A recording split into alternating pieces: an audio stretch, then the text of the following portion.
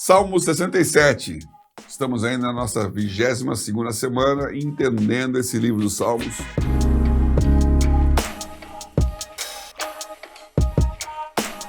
Um texto, um pedaço do livro 2, dos 5 livros em que o livro dos Salmos é dividido, em que estamos aqui falando de graça, misericórdia, de busca, de ações de graça.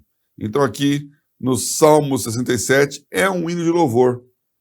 É um hino de adoração. Também no contexto da volta do povo do exílio. Então eles estão felizes, alegres, e dizendo: Deus tenha misericórdia de nós, nos abençoe, faça resplandecer o seu rosto sobre nós.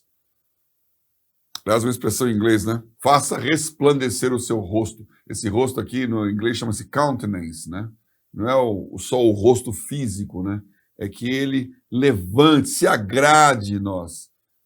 Lift up your countenance. Então, levanta o seu rosto, olha para nós com um olhar benigno, faz graça e misericórdia ante nós, que Deus te olhe. Isso está na bênção, já lá desde a bênção de Levítico, né?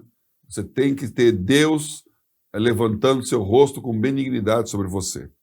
Muito bem, no Salmo 67 isso é levantado aqui. Louvem-te a ti, ó Deus, os povos, louvem-te os povos todos. Quando eles voltam no exílio, eles estão de novo falando: olha, é nossa essa alegria, né? É Israel que está retomando o seu lugar, mas Deus é Deus de todos os povos.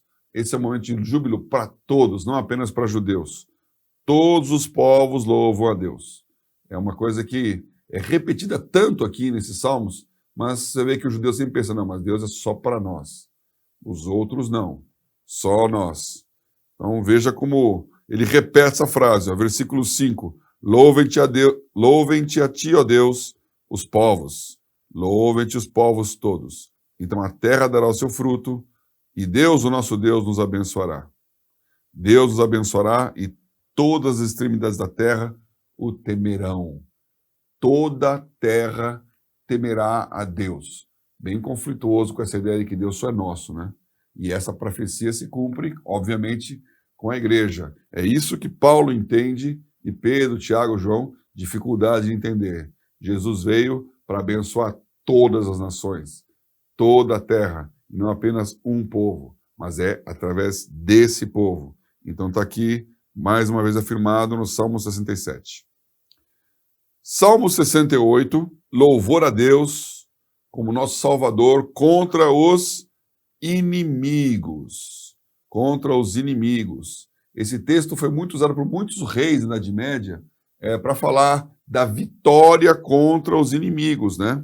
Inclusive aqui, como eu já falei, na Igreja Católica, eles obviamente têm a Vulgata Latina, a Bíblia em latim, todos os textos foram traduzidos para o latim, e os salmos eram cantados e lidos em latim. Esse aqui, né, é um latim: exurgat Deus, dissipentor inimici eius. O que significa isso? É o que começa aqui: levanta-te, Deus, né? Arise of God, como fala em inglês aqui. Sejam dissipados os seus inimigos. É que o latim não está tão longe assim do português, né? Dissipentor inimici eius. Sejam dissipados os seus inimigos. Vários reis na Inglaterra, na Europa, usavam esse texto. O rei Charles I, que aliás não teve um final muito bom não, porque ele foi deposto, é o rei onde a monarquia perde a autoridade e tem um momento de república que depois volta aos reis, mas já debaixo de uma constituição. O rei Charles tinha uma moedinha dele lá, que ele emitia moeda lá, a libra esterlina, esse motto aí, dissipentor inimici eius, né? Exurgat Deus. Os judeus acreditavam que esse salmo aqui era um salmo profético também, falando do que ia acontecer com Ezequias, quando ele ia ter a vitória sobre Senaqueribe, né? Exultar contra os inimigos, ganhar dos inimigos, cantar louvores a Deus, louvar aquele que é sobre todos os céus. Então, salmo de vitória, salmo de adoração, salmo de louvor a Deus como Salvador contra os nossos inimigos. E eu quero ir para o Salmo 69, porque esse aqui é bom, viu? Esse aqui merece um pouco da nossa atenção. É um salmo messiânico. Ele está falando do Messias. E olha o que esse salmo fala aqui e como o Novo Testamento reforça esse salmo. Então, que se você for olhar João 15, 25, João 15 é aquele eu sou a videira verdadeira, né? João 15, versículo 25, Jesus está dizendo acerca dos discípulos, de nós mesmos. Eles falam que eles seriam aborrecidos, seriam perseguidos. E ele cita aqui o versículo 4 do Salmo: me aborrecem sem causa.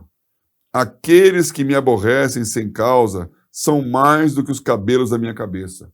Jesus cita esse versículo para falar do que ia acontecer conosco, os seus seguidores, que seríamos aborrecidos pelos homens. Em João 2, passagem famosa em que Jesus entra no templo e expulsa os vendilhões do templo, essa casa era chamada casa de oração, e ele pega um chicote e expulsa todo aquele pessoal que vendia as moedinhas e fazia comércio dentro do templo. Uma coisa que depois, quando formos ler o Novo Testamento, vou explicar melhor para não gastar o tempo aqui, que era essa passagem. Mas os discípulos, quando olharam aquilo, falavam, é disso que está escrito no Salmo, o zelo da tua casa me consome. Versículo 9 aqui desse Salmo. Pois o zelo da tua casa me devorou, e as afrontas que te afrontam caíram sobre mim. O zelo da tua casa me consome. Então, está citando aqui essa passagem lá de João 2. Também em João 19, 28 e 29, na crucificação, ele está citando aqui fatos que aconteceram, que estão aqui citados no versículo 21. Veja só se você não reconhece isso aqui. Deram-me fel por mantimento, e na minha sede me deram a beber vinagre. Eu estou aqui com o pigarro, sede, vou beber água. Jesus na cruz, vinagre. Então, aquele momento de fel e vinagre está aqui profetizado no Salmo 69. Aconteceu lá em João 19, 28 e 29. Não é apenas isso, não, continua. Atos 1, 20, falando aqui de Judas, ele cita o Salmo 69 no versículo 25. Fique deserta a sua habitação. Uma profecia sobre a continuidade da herança, da casa de Judas Iscariotes, que se enforcou. Fique desolado o seu palácio, e não haja quem habite em suas tendas. Fique deserta a sua habitação.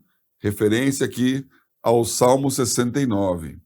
Romanos 11, Paulo também cita Davi aqui.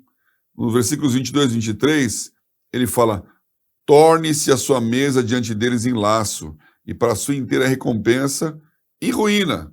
Escureçam-lhes os olhos para que não vejam, e fazem com que seus lombos tremam constantemente. Paulo cita Davi aqui, lá em Romanos 11. E volta a citar em Romanos 15, 3. Quando ele fala de Jesus, ele fala, como está escrito, sobre mim caíram as injúrias dos que te injuriavam. Novamente o versículo 9 ali, a parte final dele.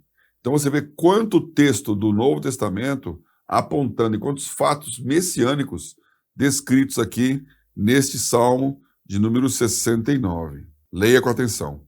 Vamos caminhando aqui, Salmo 70. Também é interessante, Salmo 70 é um salmo bem pequenininho, tem 5 versículos, mas ele tem uma qualidade muito interessante. De novo, é no momento de perseguição. Davi sendo perseguido. Só que ele é a repetição do final do Salmo 40. Você tem quase que literalmente os mesmos versos, as mesmas coisas. O Davi, acho que fez um plágio de si mesmo, fez o Salmo 70 igual a um pedaço do Salmo 40. O que é o Salmo 40? Davi clamando na perseguição de Saul. Então, dá a entender que esse aqui, ele repete a mesma música, a mesma situação de vida, o mesmo momento de clamor, quando ele está sendo perseguido pelo seu filho Absalão. Então você vê como Davi usava os salmos para espelhar a sua alma neles e para transcender o momento de dor e confiar no livramento de Deus pela adoração. Salmo 70, voltando a falar da hora em que o inimigo cresce e aparentemente tudo vai dar errado, Davi aflito com o seu próprio filho perseguindo. Próximo é o Salmo 71. Salmo 71 também tem uma coisa interessante aqui. Ele é bem cantado, bem conhecido, né? Em ti, Senhor, confio, nunca seja eu confundido. Livra-me na tua justiça e inclina para mim os seus ouvidos. Até para cantar a música aqui, né? Um salmo muito bem cantado pela igreja nesses dias. O que ele tem de interessante?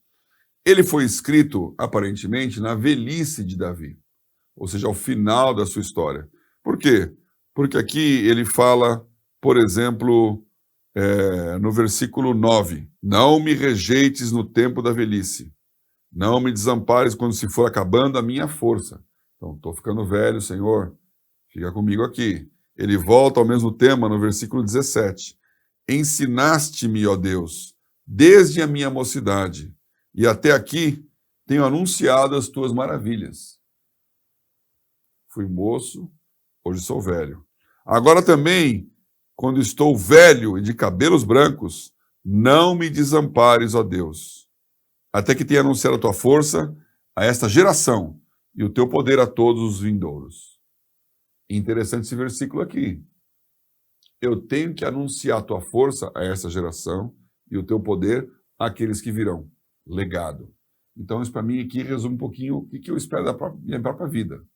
Você, ao longo da sua vida, vai colecionando experiências, dependências, crises. O Davi, que era um jovenzinho lá no meio do deserto cuidando das ovelhas, como Eliabe, irmão dele, falou, você deixou só aquelas poucas ovelhas no meio do deserto. Ele estava ali, mas ele estava adquirindo experiência. Ganhou com a sua pedrinha de um lobo, de um leão. Ele tinha ganhando vitórias pessoais, depois vitórias de vida. Foi perseguido pelos reis, foi restaurado no seu poder como um rei em Israel. E está na sua velhice agora com o quê? Com experiência para contar à próxima geração, a geração subsequente. Então ele fala aqui, até que tenha anunciado a tua força a esta geração. O seu papel, quando vai ficando cabelo branco aí, é dizer, você que é jovem, vai dar certo. Estive nesse lugar, passei por ele. E vou deixar um legado da minha história, dos meus feitos, das coisas grandes que Deus fez através da minha vida, para outros que eu nem conheço. Nós estamos aqui declarando isso de Davi. Os grandes feitos de Deus na vida dele, décadas, séculos, milhares de gerações depois.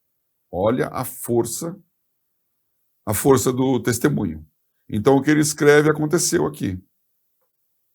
Deus é Deus, Deus está no seu trono, a minha língua falará da tua justiça todo dia, pois estão confundidos e envergonhados aqueles que procuram o meu mal. Deu certo. Eu vou adorar, eu vou louvar, eu venci, eu conquistei, eu consegui. Quero continuar contigo, ó Deus. Esse é o Salmo 71.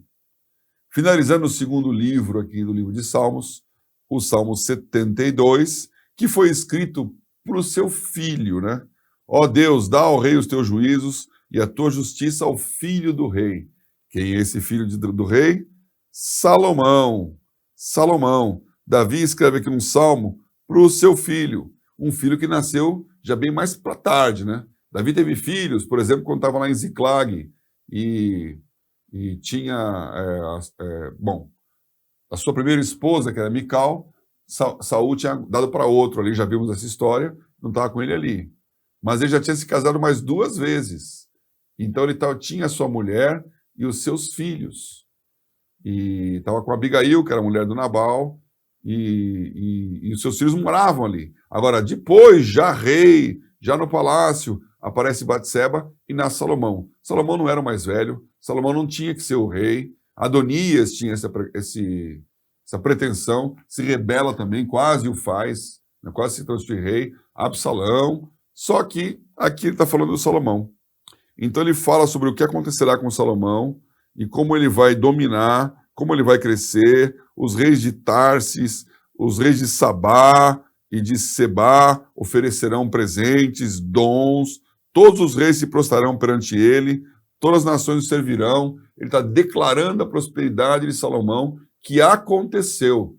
Nunca Israel teve tanto esplendor, tanta potência, tanta extensão territorial, quanto durante o reinado de Salomão. Davi preparou e Salomão expandiu.